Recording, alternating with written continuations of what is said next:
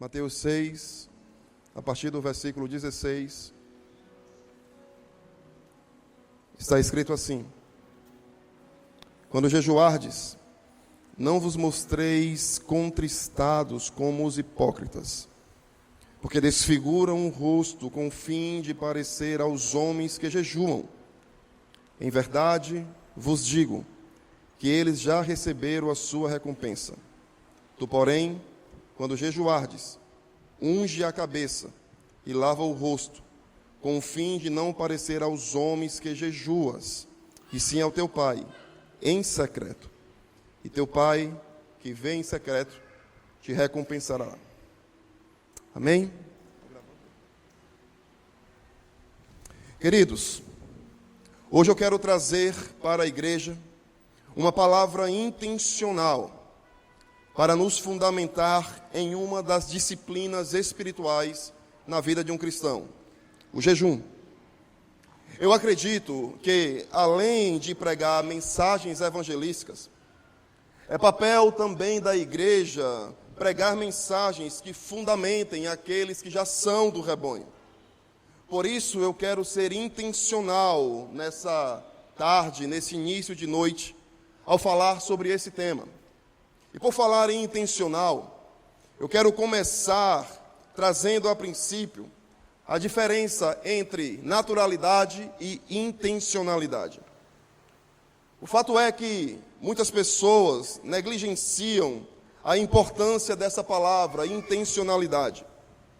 Muitos acabam acreditando que as coisas elas devem acontecer naturalmente. Não sei se você já se deu conta, se você já percebeu, mas muitas vezes nós ouvimos pessoas com as melhores das intenções dizendo assim, abre aspas, é incrível quando as coisas acontecem de forma natural. Ou algumas pessoas dizem assim, é tão lindo quando as coisas fluem naturalmente. Bom, eu sei que isso é poético, eu sei que isso é lindo, eu sei que isso é romântico, mas isso não reflete a realidade. A realidade, igreja, é que a maioria das áreas da nossa vida é reflexo da nossa intencionalidade. Veja, acompanhe o raciocínio. Desde que nós nascemos, o que nos manteve vivos foi a intencionalidade de nossos pais em nos alimentar e cuidar de nós. E agora, como adultos, nós continuamos com essa mesma intencionalidade de cuidados para nós mesmos e para com os nossos filhos. Quando um bebê nasce, o que o mantém vivo é um conjunto de pessoas com uma intenção em comum, que é cuidar daquela vidinha que chegou ao mundo. Se nós disséssemos, vamos deixar que as coisas aconteçam naturalmente, certamente isso não iria dar certo. Porque quando nós nascemos, só há uma coisa que é o fluxo natural, a morte. Pois a morte é o fim natural do corpo humano. O que nos mantém vivos é nossa intencionalidade na alimentação, é a nossa intencionalidade na higiene, a nossa intencionalidade em evitar perigos, é a nossa intencionalidade que muda o curso natural, a morte. Para você dirigir, por exemplo, você precisa ser intencional. Para você aprender inglês, você precisa ser intencional. Para você aprender a cozinhar, você precisa ser intencional. Para você educar os seus filhos, você precisa ser intencional. Para você ter intimidade com Deus, você precisa ser intencional. Porque naturalmente, a nossa carne se rebela contra o Espírito. Se usarmos na nossa relação com Deus, desse romantismo que diz, quero que as coisas aconteçam naturalmente, se nós não o buscarmos em intimidade, se nós não formos diligentes e intencionais em buscar a sua face, se nós cairmos nessa poesia de querer viver o natural na nossa essência pecadora, se nós seguirmos no fluxo natural da nossa carne, nós morreremos, não conheceremos e acabaremos no inferno. Então, se nós queremos viver, se nós queremos aprender, se nós queremos amadurecer, nós precisamos ser intencionais em nossas escolhas. Se nós queremos conhecer a Deus em um nível mais profundo, nós precisamos ser intencionais em nossa vida espiritual. Agora, há uma beleza na intencionalidade. E que beleza é essa, pastor? É que quando você é intencional em algo, e eu creio que você vai concordar comigo, quando você é intencional em algo, aquilo se torna natural. Quando você é intencional em alguma coisa, aquela coisa se torna natural. Hoje, é natural para você, sei lá, tomar banho, por exemplo, porque seus pais foram intencionais em te ensinar isso. Ou será que sou só eu e a Samanda que preciso ser intencional com a Dani para ela tomar banho? Tem mais alguém que é pai de criança pequena? Porque a Dani chega lá em casa, meu irmão, e diz, não, quero tomar banho não, mas não suei, não, mas não sei o que e tal. E a gente tem que ser intencional nela. Mostrando que para ela isso é importante, porque no natural, a Dani vai para a cama sem tomar banho. Mas alguém tem que ser intencional para que ela cresça em entendimento e aquilo que é intencionalidade se transforme em naturalidade. Deu para entender o raciocínio? Hoje é natural para você dirigir. E por que é natural hoje? Porque em algum momento você precisou ser intencional. Espera aí, aperta a embreagem agora passa a primeira marcha. De novo, liga, aperta a embreagem, passa a primeira marcha. E hoje, aquilo que era fruto de uma intencionalidade é natural. Se você não sabe dirigir, você pode fazer um teste. Você entra em algum carro que não é o meu, você senta, abre a porta, senta no banco, viu, Aureliano? Bota a mão no volante e fala assim, Pedro. Vou deixar que as coisas aconteçam naturalmente. Agora eu vou começar a dirigir. Aí você me conta depois o que aconteceu. Ou você estancou, ou você bateu, porque naturalmente você não vai conseguir. Se você quer aprender inglês, pronto, aqui está o Sena. Sena, você indica o melhor livro de inglês aqui. Se você quer aprender inglês, você pega a dica com Sena, compra o melhor livro, coloca na sua mesa, em sua casa, bota a mão sobre ele e diz assim, vem em mim conhecimento. Precisa ler não. Bota a mão no livro e diz, vem em mim, English Spirit. Veja o que vai acontecer. O máximo que você vai falar é o The Books on the Table. Sabe por quê, querido? Porque tudo em nossa vida só se torna natural depois de um bom período de intencionalidade. E em nossa busca de sermos íntimos do Senhor, o princípio é o mesmo. Há muitas pessoas que deixam de viver um nível mais profundo de intimidade com o Senhor, porque acreditam que a fé cristã se resume a um momento em que levantamos a nossa mão e aceitamos Jesus como Salvador.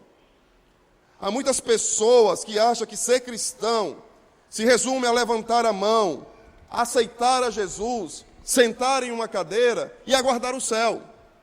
Vamos viver naturalmente. Vamos deixar fluir.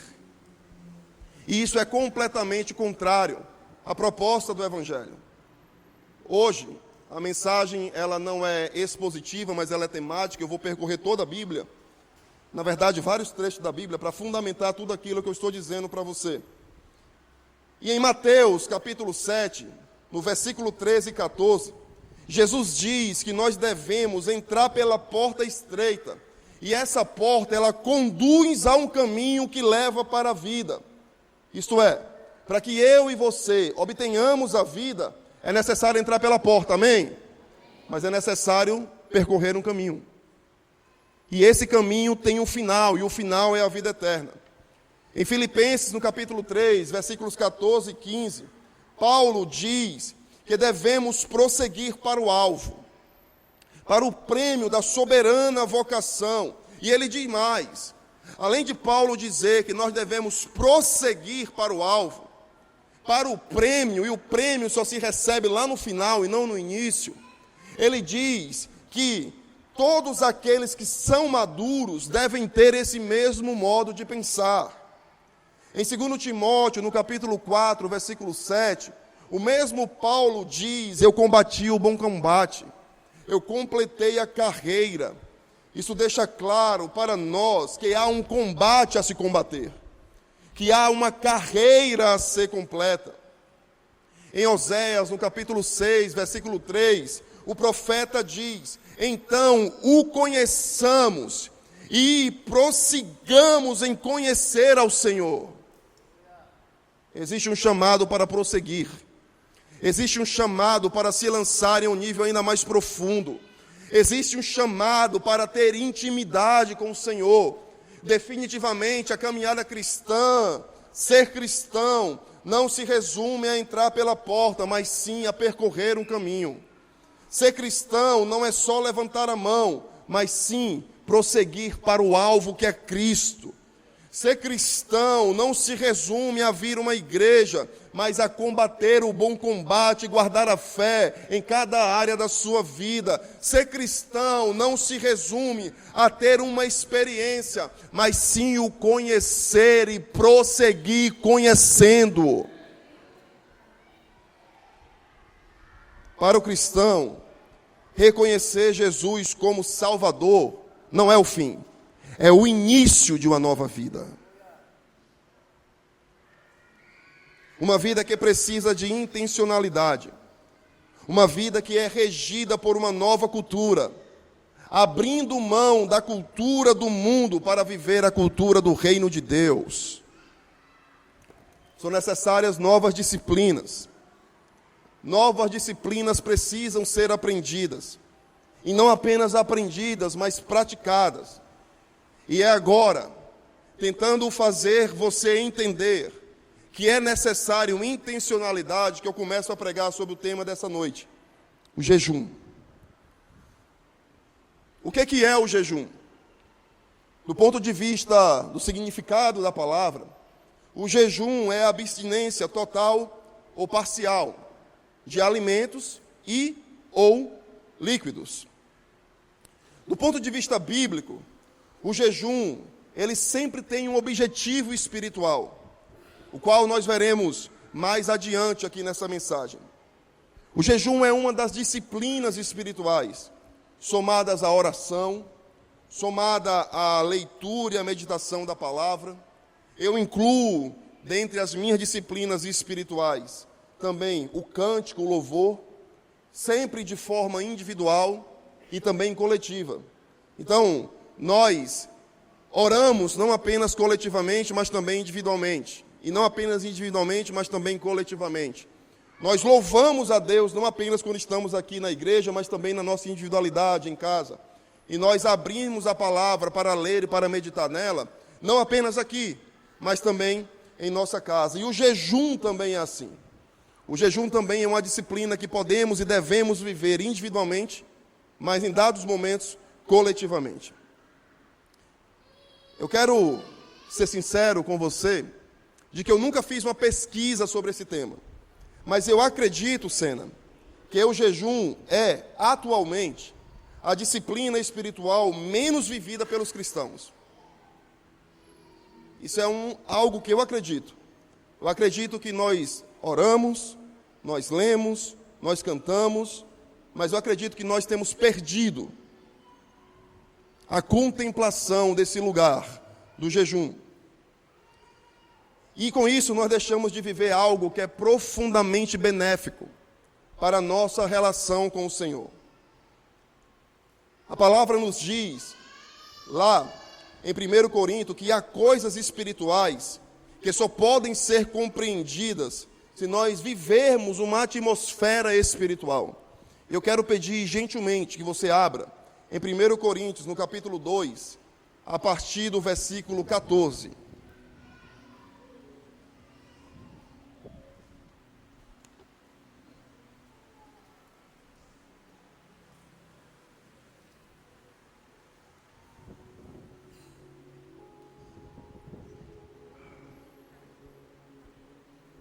1 Coríntios 2,14 está escrito assim: ora, o homem natural não compreende as coisas do Espírito de Deus, porque lhe parecem loucura, e não pode entendê-las, porque elas se discernem espiritualmente.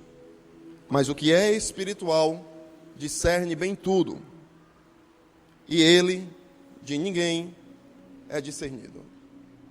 O que Paulo está dizendo é que questões espirituais só podem ser entendidas e compreendidas se nós acessarmos o mundo espiritual. Então, ouça, se nós não jejuamos, nós vivemos uma vida normal. É verdade. Nós aceitamos a Jesus e somos salvos em Jesus. Nós moraremos no céu. Mas é possível que não acessemos nessa terra o nível de intimidade e favor do Senhor, que apenas com o jejum nós podemos acessar. Quando nós falamos em jejum, preciso ser sincero com você, quando nós falamos dessa disciplina jejum, nós não estamos falando de um mandamento obrigatório dado por Jesus para os seus discípulos. Nós não estamos falando de uma imposição, de um imperativo de Jesus para os seus discípulos. O jejum não está no mesmo lugar de mandamento como o ide e fazei discípulos, como o batizai, que é um mandamento, como um orai sem cessar. Mas o jejum, ele é um convite, um chamado, e em alguns casos, uma condição para alcançar algum objetivo. Não sei se você lembra, mas lá em Mateus, no capítulo 17, no versículo 19 e 21, tem a história de um jovem que era possesso em demônios há muito tempo, e os discípulos não conseguiram expulsar aquele demônio. Então Jesus expulsa aqueles demônios, e quando os discípulos perguntam a ele: mestre, por que nós não conseguimos expulsar esse tipo de demônio? Jesus responde a eles: porque existe um tipo de casta de demônios que só pode ser expulsas com oração e jejum. Para os judeus, Lídia, sobretudo, diante da lei mosaica, o jejum era uma prática comum e era obrigação em um dia específico, o dia da expiação. Agora você vai lá para o Velho Testamento e abre, por gentileza, em Levítico, no capítulo 23, versículo 27. Nós vamos ver um único local na Bíblia onde o jejum é dado como um mandamento do Senhor para o povo de Israel.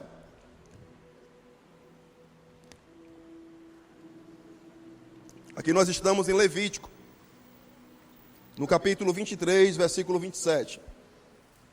Depois você pode ler todo o contexto em casa, para que você tenha mais embasamento. Mas no versículo 27 está escrito: mas aos 10 dias desse 7º mês, será o dia da expiação. Tereis santa convocação, e afligireis as vossas almas, e oferecereis oferta queimada ao Senhor. Olhe para mim. Esse afligireis as vossas almas significa jejuar. E nesse dia, todos de Israel eram chamados a se arrepender dos seus pecados individuais e coletivos. Aqui nós temos, igreja, um único mandamento biblicamente expresso sobre o jejum. E isto se refere a um dos rituais de purificação dos hebreus. O termo afligireis as vossas almas demonstra que o jejum tem essa função. Atente bem: matar a nossa carne, matar os nossos desejos, para que o nosso espírito esteja mais sensível à voz e à atuação do Espírito Santo de Deus em nossa vida. Em todos os outros textos bíblicos, o jejum, ele está como um entendimento pessoal. O indivíduo entende que é necessário jejuar. E também está acerca de uma convocação coletiva. E sempre tem objetivos muito claros. Vamos ver alguns casos. Eu não vou pedir para que você abra todos, porque são muitos na Bíblia, e demoraria muito tempo. Mas eu sugiro que você anote, para que você possa estudar e ver em casa. No Velho Testamento, nós vemos o jejum para consagração. Foi o que aconteceu, por exemplo, com Sansão, no voto do nazireado. E você vê isso lá em Números, no capítulo 6, versículos 3 e 4. Nós vemos também o jejum na convocação de todo o povo para arrependimento de pecados. É isso que Samuel fez com o povo. Já preguei aqui, lá em Mispa.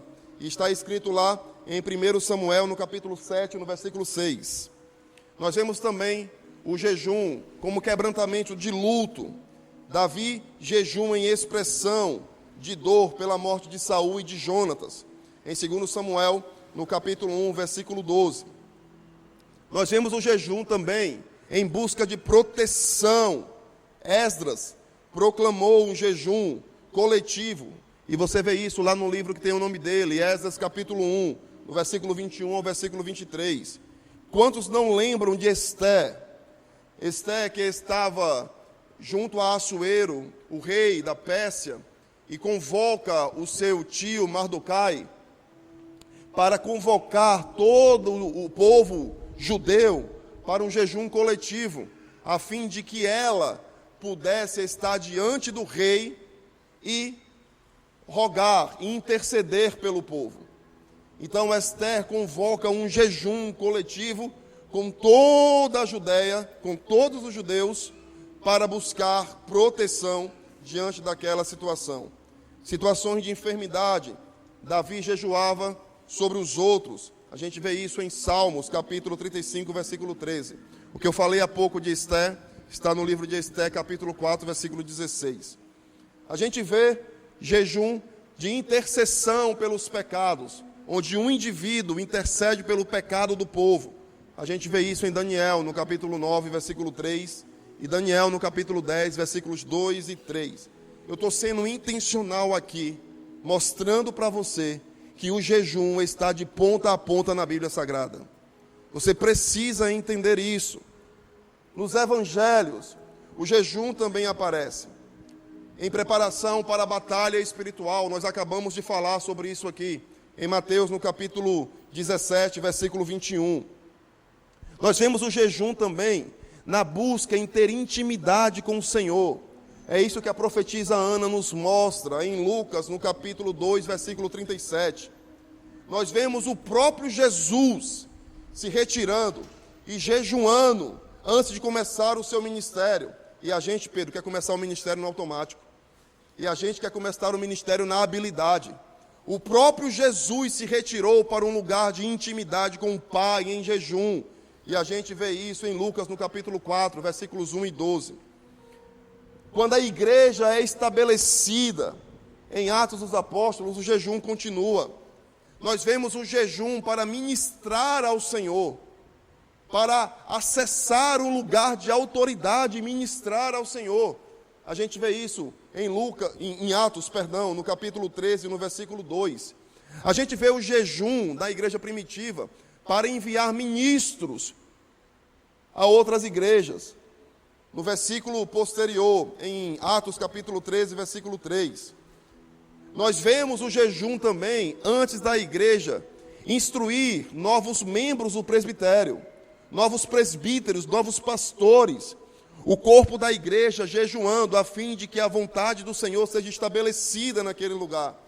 Vemos isso em Atos, do capítulo 14, versículo 23. O jejum, que tantas vezes nós negligenciamos. O jejum, que tantas vezes nós dizemos, isso é coisa do passado. O jejum, que tantas vezes nós dizemos, isso não cabe mais nos nossos dias. O jejum é um lugar de acessar as coisas impossíveis em Deus. E muito mais do que o aplauso da congregação, nós aqui nessa igreja buscamos o entendimento da congregação. Nós queremos que você entenda que tem algo em Deus que pode ser que você ainda não esteja vivendo. E não é na campanha dos 7 dias. Não é naquele ritual espiritual. Não. É no lugar de intimidade. é no lugar onde o Senhor acessa o seu coração e reina em tudo em que você é. Então, quando a gente fala do jejum, nós temos algumas formas de vivê-lo. Nós temos o jejum parcial. E o que é o jejum parcial, pastor? É quando a gente se abstém de algum tipo de alimento, ou de todo tipo de alimento, e continua ingerindo líquidos. É o jejum, por exemplo, de Daniel, lá no capítulo 10, dos versículos 2 e 3, onde Daniel diz: manjares desejáveis eu rejeitei. O que Daniel está dizendo? Há alguns tipos de alimento que eu não vou comer, alimentos que me dão prazer, alimentos que eu gosto. Então esse é o tipo de jejum que nós vemos como o jejum parcial. Existe o jejum total também, que é esse que nós falamos aqui de Ester, capítulo 4, versículo 16, onde todo o povo judeu foi convocado para não comer e não beber durante 3 dias. Esse é o jejum total. Agora, tem algo que é importante eu ministrar para você aqui, que o seu corpo não pode ser colocado em risco. Por isso o jejum deve ser feito, Lide, Jonas, Elvani, com responsabilidade, porque a ideia é matar a sua carne, não você. Todos os longos jejuns bíblicos, como é o caso de Moisés, como é o caso de Elias, o próprio jejum feito por Jesus, foram em condições sobrenaturais muito específicas. E de forma alguma são mandamentos para nós. Por isso, muito cuidado a não querer ser o herói do jejum. E quais são as recomendações para o jejum? Agora nós voltamos para o texto original que nós lemos, a qual quero que você abra novamente. Mateus capítulo 6, versículo 16 e 18.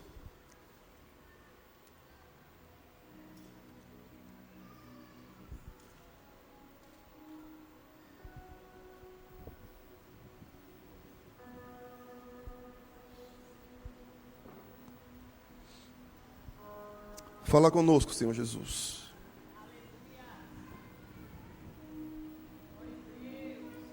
Quebranta o coração da tua igreja, Espírito Santo.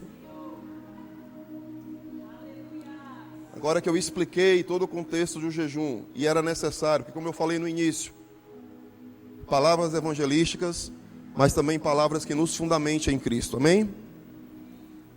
Quando jejuardes, não vos mostreis contristados como os hipócritas, porque desfiguram o rosto com o fim de parecer aos homens que jejuam.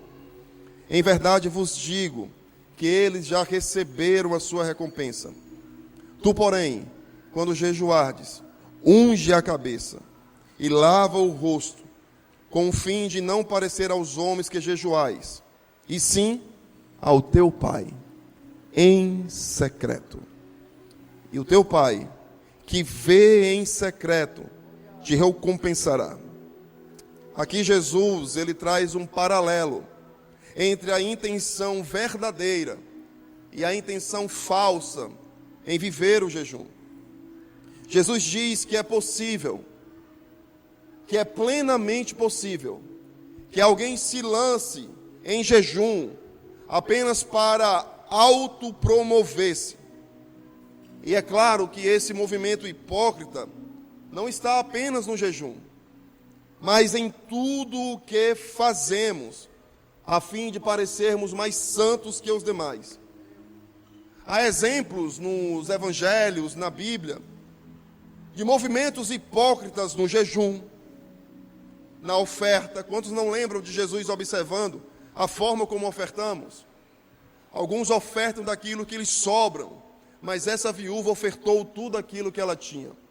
Quantos não lembram de Jesus falando do movimento de oração, daqueles que oram em voz alta, com palavras eloquentes, tentando se mostrar mais sábio do que a outros? O combate aqui de Jesus não é ao jejum, mas a forma, as intenções em nosso coração. Jesus nos diz que nós alcançamos aquilo que o nosso coração busca. Isto é, se a intenção de alguém é buscar ser reconhecido entre os homens como alguém piedoso, se a intenção de alguém é buscar ser aplaudido como alguém que é crente, como alguém santarrão, se essa é a intenção de alguém, receber o reconhecimento e os aplausos dos homens, este alguém se dê por satisfeito com isso, porque se é isto que ele busca, essa é a recompensa dele. Se tem alguém que busca viver a vida espiritual para aparentar ser mais santo, se tem alguém que busca viver a vida espiritual para aparentar ser mais próximo de Deus e para ter o aplauso dos outros, a recompensa já está dada. Porque se é isso que alguém busca, é isso que encontrará. Porém, em paralelo a isso, é possível viver o jejum e não apenas o jejum, mas é possível viver todas as disciplinas espirituais de forma correta. E qual é a forma correta? Em intimidade com Deus. Perceba que nesse versículo, quando Jesus diz em secreto, ele não está dizendo, ele não está falando de um lugar físico, mas de um lugar íntimo. E que lugar é esse? No seu coração. Jesus está falando das nossas intenções. Veja o que está escrito. Tu, porém, o que Jesus está dizendo? Não importa o que os outros estão fazendo. Não importa como os outros estão me buscando. Não importa o que os outros estão entendendo. Tu, porém, tem uma escolha. Quando jejuardes, unge a cabeça e lava o rosto, com o fim de não parecer aos homens que jejuas, e sim ao teu Pai em secreto.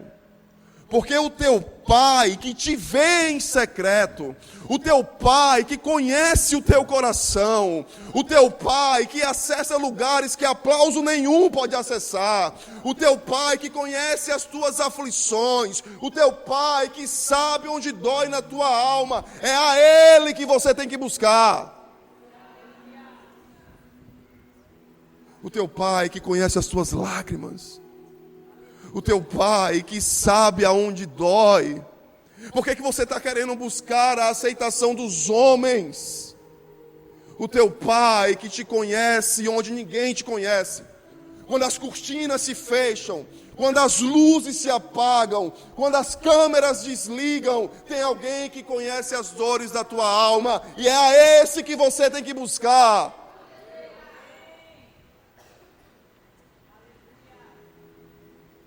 E perante os homens, o que é que eu faço? Jesus nos diz: tome um banho, unja a sua cabeça, lave o seu rosto, e ande de cabeça erguida entre os homens. Não faça da sua vida espiritual uma propaganda diante dos homens. Não faça da sua vida espiritual um palanque de santidade. O que Jesus está dizendo é que o lugar secreto é aqui, ó. Em seu peito, no seu coração, nas suas intenções, nas suas motivações. Todos os homens, todos eles, só podem olhar a tua performance. Deus sabe o que está aí dentro. Os homens podem aplaudir as suas palavras, mas Deus sabe quais são os seus pensamentos. E esse Pai, que conhece e sonda o seu coração, Ele sabe das suas motivações. Ele sabe por que e para quem você está fazendo. Ele conhece o secreto da sua alma. E é dele que vem o socorro. Preciso dizer, algumas pessoas já me perguntaram isso, mas pastor, eu posso jejuar e ir trabalhar? Eu não jejuo porque eu não consigo ficar em casa. Não, você pode jejuar e ir trabalhar, viver a sua vida rotineira. Daniel fez isso.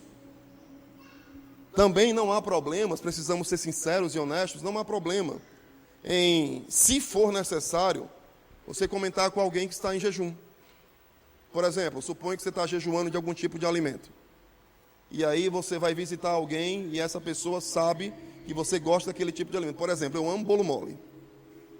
E aí eu estou em jejum de doce. é bom eu falar para a pessoa que eu estou visitando, ó, não precisa porque eu não vou poder comer. Inclusive, deixa eu abrir um parênteses aqui. Nesse período de construção da igreja, eu falei para a Samanta que todo mundo me dá bolo mole porque eu gosto de bolo mole, né? Mas meus gostos estão mudando. Eu gosto de cimento, areia grossa, brita. Se você quiser trazer, eu vou amar. Viu? Então o problema não é falar que você está jejuando. O problema é você fazer propaganda nisso. Você fazer disso um palanque. Sabe qual é o problema? Talvez essa dor. O problema é querer os aplausos dos homens e a recompensa de Deus. O problema é querer ser reconhecido nessa terra e acessar as coisas do céu. Estou caminhando para o final. E eu tenho um texto que nós vamos ler na íntegra, que é muito forte e que quebra o nosso coração. Que está em Isaías capítulo 58. Eu queria que você abrisse agora.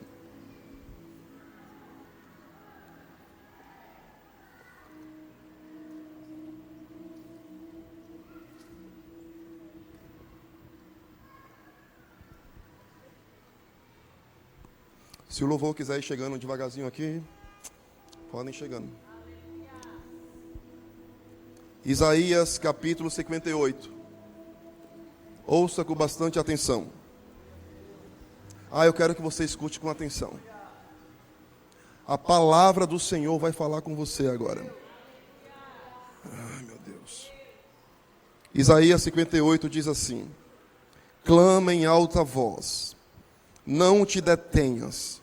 Levanta a tua voz como a trombeta e anuncia ao meu povo a sua transgressão e à casa de Jacó os seus pecados. O que Deus está falando ao profeta Isaías? Isaías, não busque o aplauso da multidão. Não busque ser aceito para a multidão. Não tenha apego a atender às expectativas da multidão. Fale a minha palavra, multidão. A multidão precisa ouvir a minha voz. Escute, Igreja Cristã Bar, o que o Senhor está dizendo para nós nessa noite. Versículo 2. Todavia me procuram cada dia, tomam prazer em saber os meus caminhos, como um povo que pratica a justiça e não deixa o direito do seu Deus. Perguntam-me pelos direitos da justiça e têm prazer em se chegarem a Deus, dizendo, o povo exigindo seus direitos, escute, por que jejuamos nós e tu não atentas para isto? Por que afligimos as nossas almas e tu não os sabes?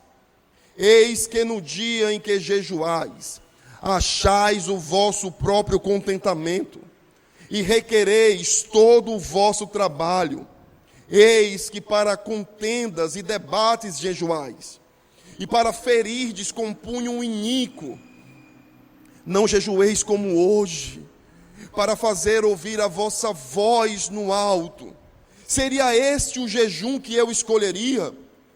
Que o homem um dia aflinja a sua alma, que incline a sua cabeça como um junco, e que estenda debaixo de si saco e cinza.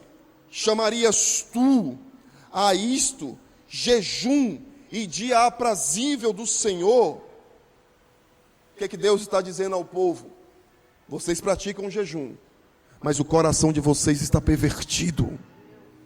Vocês praticam o jejum, mas o coração de vocês é ímpico. Vocês caminham debatendo e discutindo coisas que não interessam. E agora Deus vai falar o jejum que Ele espera de nós. Versículo 6. Porventura não é esse o jejum que escolhi? Que soltes as ligaduras da impiedade, que desfaças as ataduras do jugo, e que deixeis livres os oprimidos, e despedaces todo o jugo. Porventura não é também que repartas o teu pão com o faminto, e recolhas em casa os pobres abandonados, e quando vires o nu, o cubras, e não te escondas da tua carne. Então, quando você fizer isso, romperá a tua luz como a alva, e a tua cura apressadamente brotará, e a tua justiça irá diante de ti, e a glória do Senhor será a tua retaguarda. Então clamarás, e o Senhor te responderá, gritarás, e Ele dirá: eis-me aqui. Se tirares de ti o jugo, se tirares de ti o ato de estender o dedo e o falar iniquamente, se abrires a tua alma ao faminto, se fartares a alma aflita, então a tua luz nascerá nas trevas, e a tua escuridão será como o meio-dia, e o Senhor te guiará continuamente, e fartará a tua alma em lugares áridos, e fortificará os teus ossos, e serás como um jardim regado, e como um manancial cujas águas não faltam. E os que de ti procedem edificarão antigas ruínas. Ei pai, ei mãe, ei família, ei liderança dessa igreja, se nós buscarmos ao Senhor com todo o nosso coração, aqueles que procedem de nós edificarão antigas ruínas. E levantarás os fundamentos de geração em geração. E vocês serão conhecidos como reparador de rupturas e restaurador de veredas para morar. Se desviares o teu pé do sábado, de fazeres a tua vontade no meu santo dia, e chamares ao sábado deleitoso e dia santo do Senhor, digno de honra, e honrares, não seguindo os teus caminhos, nem pretendendo fazer a tua própria vontade, nem falares as tuas próprias palavras. E o sábado, o lugar de descanso, é um apontamento para Jesus. O que Isaías está dizendo, transliterando aqui para o nosso tempo, da nova aliança: se não te desviares de Jesus, se você procurar a Jesus com a verdade do seu coração, se você achar o seu prazer naquele que é o Senhor do sábado, vivendo os seus caminhos e não pretendendo fazer a tua vontade, há uma consequência para isso. E qual é a consequência? Então te deleitarás no Senhor, e eu te farei cavalgar sobre as alturas dessa terra, e te sustentarei com a herança de teu pai Jacó, porque foi a boca do Senhor que disse. Eu não sei se você entendeu o que está acontecendo aqui.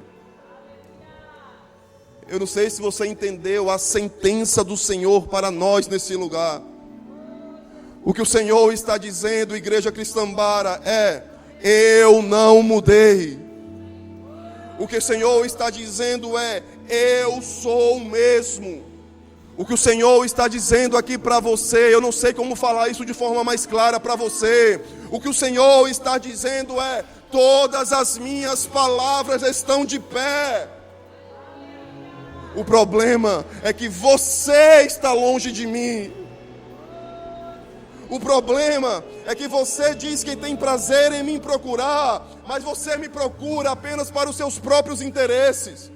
Você me procura para eu resolver as suas finanças. Você me procura para eu resolver o seu problema de saúde. Você me procura para eu resolver o problema do seu relacionamento com seu filho. Eu quero fazer isso, mas muito mais do que isso, eu quero ter intimidade com você.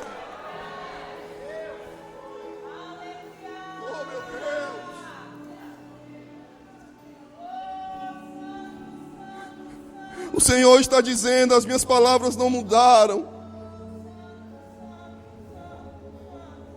Oh igreja, o Senhor tem o poder para fazer essa igreja reparadora dessa cidade. O Senhor está dizendo que tem poder para sair, para fluir rios de águas vivas dentro de nós. E a gente está se contentando com um pouco. Não faz sentido, igreja. Não faz sentido ter o Criador do universo nos chamando de filhos e a gente querer encontrar Ele só aos domingos. Minhas pernas estão tremendo aqui, cara.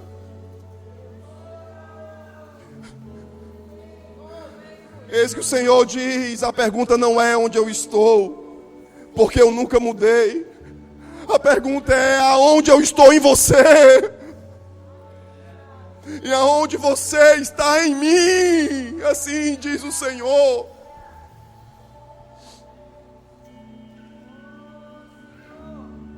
Aquela igreja que Jesus disse diante de Pedro, que as portas do inferno não prevaleceriam.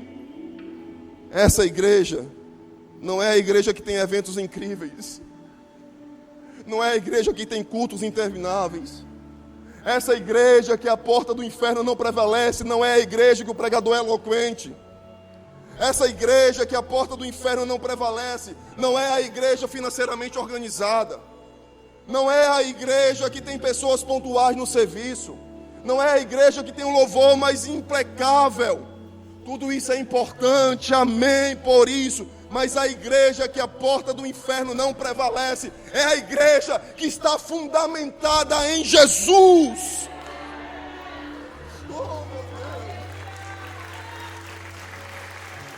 É a igreja que busca os interesses de Jesus. É a igreja que entende o que aconteceu naquela cruz. É a igreja que não se contenta só no domingo, mas se derrama diante da presença dEle constantemente.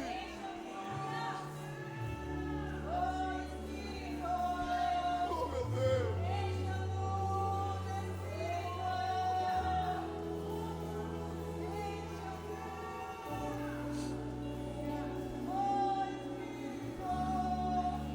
Ah, como Satanás não pode mudar as verdades ditas sobre nós, ele tenta mudar as nossas prioridades. Ah, igreja, porque Satanás sabe que se vivermos a vontade de Deus, se vivermos em intimidade com o Senhor, Satanás sabe que se nós vivermos em Deus, tudo o que pedirmos será realizado. Ele não pode mudar essa verdade, então ele tenta mudar as nossas prioridades, e é por isso que Jesus fala: busque primeiro a mim, busque primeiro a mim, busque primeiro o meu reino e a minha justiça, e as demais coisas, não se preocupe com isso.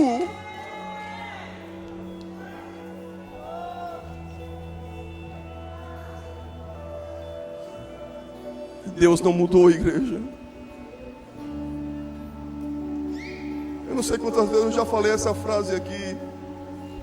Deus não mudou. A pergunta é sobre nós, não é sobre Ele. Fique de pé.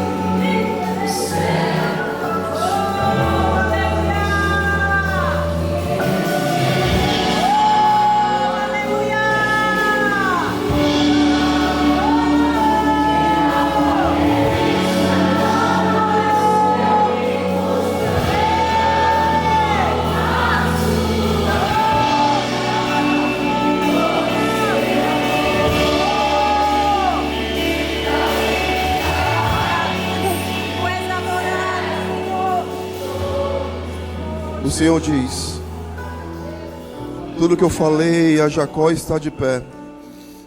A pergunta é se você está de joelhos em minha presença. A pergunta é se eu ouço eis-me aqui, não apenas na sua boca, mas também no seu coração. A pergunta é se você me ama e me busca com todo o seu coração, sua alma, sua força e entendimento.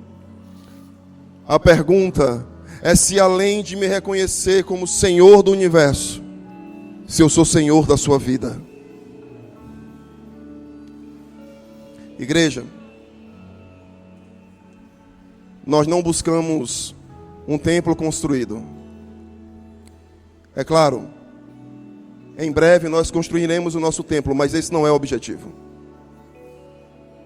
O nosso objetivo é que Jesus seja estabelecido em nós. Por isso, nesse momento, eu quero comunicar à igreja e convocar a igreja a um jejum coletivo. Toda a igreja juntas, jejuando por 15 dias. E o jejum coletivo não tem como objetivo a construção do templo. O jejum coletivo, e nós comunicaremos isso nos grupos, nas redes sociais, tem 3 objetivos. Primeiro, que a nossa fome, a nossa sede pela presença de Deus e relacionamento íntimo com o Espírito Santo seja prioridade em nossa vida. Jejuaremos por isso. Jejuaremos para que o Senhor não nos incomode. Não. Nós jejuaremos para que o Senhor se apodere de nós, de forma que sejamos verdadeiramente representantes do seu caráter aqui na terra. E jejuaremos também para que a nossa igreja local, para que essa igreja que você pertence, ela seja fundamentada de forma saudável e com pessoas que amam a Jesus Cristo. E porque amam a Jesus Cristo, essas pessoas amam pessoas. Se você entende o que foi pregado aqui, e se nenhuma emoção há em você, mas há a racionalidade, e se você quer se lançar nesse propósito de jejum com a gente, eu quero te convidar em nome de, se você entende isso, e não é obrigado, mas se você entende, eu quero te convidar a vir aqui na frente agora e se ajoelhar diante da presença do Senhor. Porque nós não podemos construir essa casa aos nossos moldes. Nós não podemos construir essa casa à nossa maneira. Nós não queremos ter uma igreja grande. Nós queremos ter uma igreja cheia da presença de Jesus.